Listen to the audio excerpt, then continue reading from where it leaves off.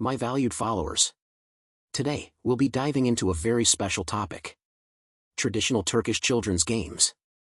In an era when technology has so pervaded our lives, it's crucial to remember these fun games inherited from our ancestors and pass them on to future generations. Don't you think those days, when the streets echoed with the voices of children, weren't wonderful? Hide and seek, blind man's buff, selling butter and honey. These games weren't just games, they were actually some of the most valuable parts of our culture and social life. For example, do you know the game of 5 stones? Played with 5 small stones, this game required patience and attention, while developing hand-eye coordination. Or is it stop? This game, where we learned to stop suddenly while running and sharpen our reflexes, was a staple of neighborhood walks. And then there's the steel stick. This game, in which we measured distance by throwing a smaller stick at a longer stick, actually improved our math skills. Handkerchief catching was a wonderful game that fostered team spirit and strategy.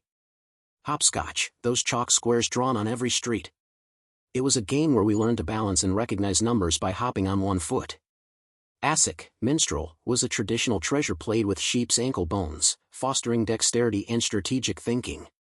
In leapfrog, we would build both courage and physical strength by jumping over our friends.